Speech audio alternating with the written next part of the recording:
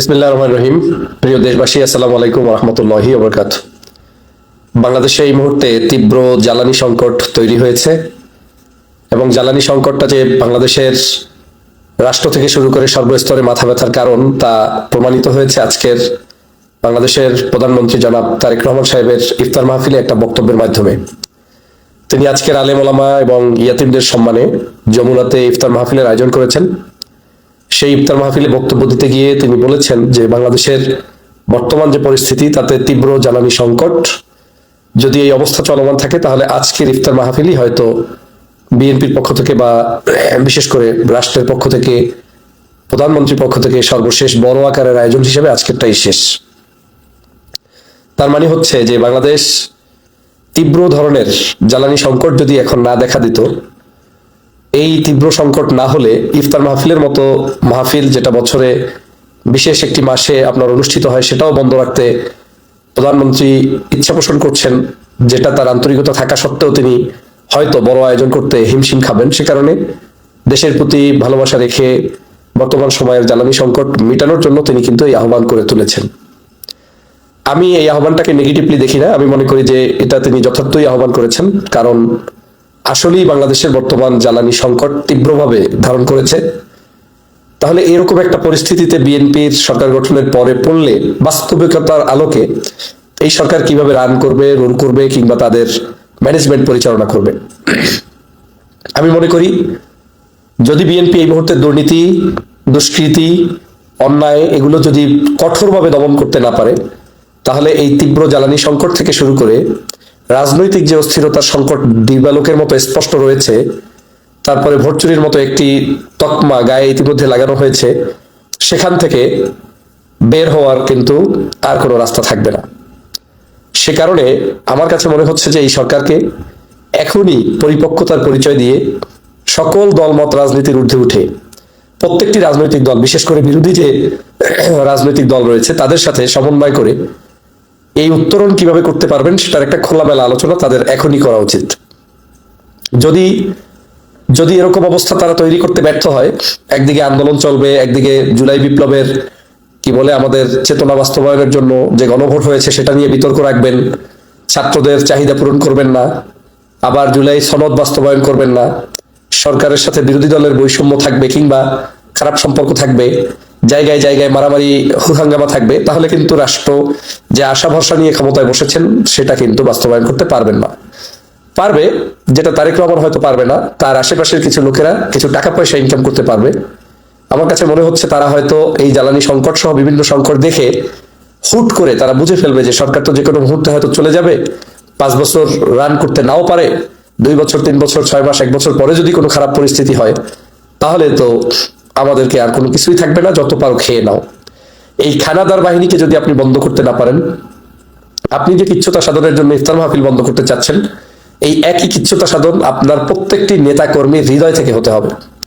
পাশাপাশি আপনার সাথে সম্পর্কটা হতে হবে বিরোধী দল সহ সবার সাথে ওপেনলি, কারণ দেশ বাঁচানো হচ্ছে সবার আগে ফরজ। আপনি যদি দেশ শান্তিতে না রাখতে পারেন, মানুষ যদি জ্বালানি সংকটে ভোগে, মোটরসাইকেলে দেখা গেছে যে গতকালকের আইন যে একটা মোটরসাইকেল 2 লিটারের বেশি তৈল নিতে পারবে না, তো এখন এই লোকটা রওনা দিবে ঢাকায় কিংবা পথে, 2 লিটার তৈল দিয়ে যাবে কত দূর।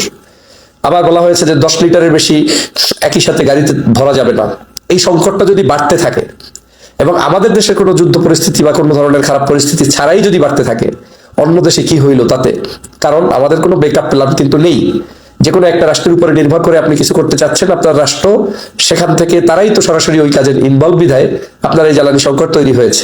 আমরা যদি ভারসাম্য নীতি গ্রহণ করতে পারতাম, পররাষ্ট্র নীতিতে সকল রাষ্ট্রের কাছ থেকে আমরা আমাদের ন্যায্যতার ভিত্তিতে পণ্য ক্রয় বিক্রয় করতে পারতাম, তাহলে আজকে হয়তো এই জায়গায় ব্যাকআপ প্ল্যানটা খুব দ্রুত সরকার নিতে পারত।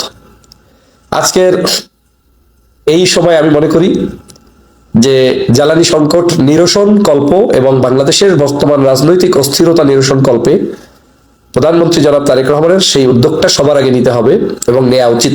যদি এই ভিডিওটা লিখে রাখেন, দেখে রাখেন, সেভ করে রাখেন, শেয়ার করে রাখেন, যদি এই যে কয়টা কথা বললাম যে রাজনৈতিক বিরোধী দলগুলোর সাথে সুসম্পর্ক, জুলাই বিপ্লব এবং গণভোটের পক্ষে অবস্থান গ্রহণ করে রাজনৈতিক অস্থিরতা নিরসন করে একটি সুন্দর ভারসাম্যপূর্ণ শাসন ব্যবস্থা কায়েম করা এবং বিরোধী দল সহ সকল দলের সাথে সুসম্পর্ক রেখে রাষ্ট্রকে যদি সামনের দিকে এগিয়ে নিয়ে যেতে না পারেন, খোলামেলা বৈঠক করতে না পারেন, তাহলে আপনাদের একদিকে অর্থনৈতিক মন্দা, জ্বালানি সংকট, অন্যদিকে যে সকল নির্বাচনের প্রতিশ্রুতি, ঘরে ঘরে ফ্যামিলি কার্ড সহ বিভিন্ন ধরনের অ্যাক্টিভিটিস যেটা জনগণের কাছে প্রমাণ করার জন্য দিয়েছিলেন, সেটা কিন্তু ভেস্তে যাবে এবং এটার উপর ভিত্তি করে আপনাদের সংকট আরো বেশি ঘনীভূত হবে। আমি অবশ্যই ব্যক্তিগতভাবে যদি রাজনৈতিক প্রতিপক্ষের চিন্তা করেন, তাহলে আপনার ক্ষতি হলে আমার কাছে মনে হবে যে তা ভালোই হয়েছে। কিন্তু আমি মনে করি রাজনীতির ঊর্ধ্বে দেশ সবার ঊর্ধ্বে। আমাদের রাজনীতিটা হওয়া উচিত দেশের স্বার্থে। আমি সে কারণেই অনুভব করে বলছি যে বিএনপির জনাব তারেক রহমান সাহেবের উচিত হবে এই দেশের এই মুহূর্তে সকল ধরনের সংকীর্ণতার উপরে উঠে সবার সাথে তিনি বসে আলোচনা করে এই জ্বালানি সংকটের পাশাপাশি বর্তমান বিশ্ব পরিস্থিতি নিয়ে পর্যালোচনা, এবং এই দেশ যে 5ই আগস্টের উপর ভিত্তি করে নতুন একটি স্বপ্ন দেখেছে, সেই 5ই আগস্টের চেতনায় বাংলাদেশকে বিনির্মাণ করতে সকল প্রকার ছলচাতুরি মুক্ত হয়ে আইনের প্যাচ, অমুক প্যাচ, মামলার প্যাচ এগুলো না দেখিয়ে সহজ সরল ভাষায় মেনে নিয়ে পথ চললে তার জন্য সুগম হবে এবং কিছু বেশি দিন হলেও ক্ষমতায় রাখতে পারবেন, থাকতে পারবেন। আর যদি সেটা না হয়, তাহলে বাংলাদেশের বর্তমান পরিস্থিতি যেটা আছে সেই পরিস্থিতি আরো ভয়াবহ আকার ধারণ করবে, কারণ পাবলিক এত কিছু শুনতে চাবে না। কে কোথায় কোন সমস্যায় পড়েছে এগুলো শুনতে চাবে না। প্রাইম মিনিস্টার সাবেক যে প্রধানমন্ত্রী শেখ হাসিনা ছিলেন, তিনিও কিন্তু বেগুনের পরিবর্তে আপনার কি বলে কুমড়া দিয়ে আপনাদেরকে বেগুনি বানিয়ে খেতে বলেছিলেন, পেঁয়াজের পরিবর্তে ডাল দিয়ে পেঁয়াজু বানাইতে বলছিলেন, ডিম না খাওয়ার জন্য বলেছিলেন, বহু ধরনের মন্তব্য তারা করেছিলেন। কিন্তু এগুলো কিন্তু জনগণ খায় না।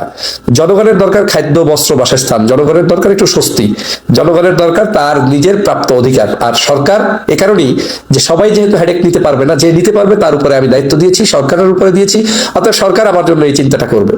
সে কারণেই আমি চিন্তা করি আপনাদের সকলের এখন এই জ্বালানি সংকট নিরসন এবং দেশের বর্তমান অস্থিরতার নিরসনে আসুন ঐক্যবদ্ধভাবে একে অপরের পাশে দাঁড়িয়ে কিভাবে আপনারা সাহায্য করতে পারেন এবং দেশকে এগিয়ে নিয়ে যেতে পারেন। না হয় এই দেশের যে পরিস্থিতি, এই পরিস্থিতি মাত্র শুরু হয়েছে সরকার গঠনের 15 দিনও হয় নাই এর মধ্যেই, তাহলে ভবিষ্যৎ এখনো কিন্তু অনেক লম্বা সময়, যেই সময়টা রান দেয়া কিন্তু অনেক কঠিন হবে। আজকের আমাদের জনাব আব্দুল সালাম সাহেবের একটা বক্তব্য দেখলাম, যিনি ঢাকাতে সিটি কর্পোরেশনের ভারপ্রাপ্ত পরিচালক হিসাবে দায়িত্ব পালন করছেন।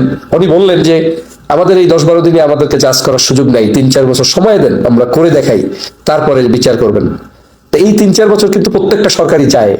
ডক্টর মোহাম্মদ ইউনূস সাহেবকে যখন ক্ষমতা থেকে নামানোর জন্য আমরা বারবার বলেছিলাম, তখন তারাও বলেছিলেন যে আমাদের হাতে সময় দিলে সংস্কার সহ যাবতীয় বিষয় আমরা দেখতে পাবো, কিন্তু আমরা কিন্তু তাদেরকে সময় দিতে পারি নাই। কেন পারি নাই, কি কারণে পারি নাই, এদেশের জনগণ দিবালোকের মতো স্পষ্ট হয়ে দেখেছে। অতএব জনগণ দেখবে, জনগণ দেখবে না, সেটা নির্ভর করবে আপনার চালানোর শক্তির উপরে। আসুন বাংলাদেশকে সবার আগে ভালোবাসি, দেশের মানুষের মূল্যবোধ এবং রাজনীতিটাকে একটা পরিচ্ছন্ন রাজনীতিতে নিয়ে আসার জন্য সবাই মিলে ঐক্যবদ্ধ প্রাণবন্ত প্রচেষ্টা অব্যাহত রাখি। সবাইকে ধন্যবাদ। আসসালামু আলাইকুম।